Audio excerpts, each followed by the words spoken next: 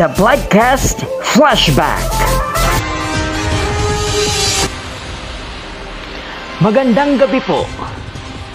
Ilang araw bago ang muling pagtutupad ng Enhanced Community Quarantine sa Metro Manila, bumigat ang daloy ng trapiko sa ilang borders ng NCR Plus bubble dahil sa quarantine checkpoint. May paalala naman ang DILG at PNP sa publiko kasunod ng dagdag na paghigpit. Mula sa Laguna, nakatutok live si Von Aquino. Hinigpitan na ng mga pulis ang pagbabantay sa mga border control points papasok at palabas ng NCR Plus bubble. Maraming salamat, Von Aquino. The Bloodcast Flashback. Agos ng August on The Bloodcast.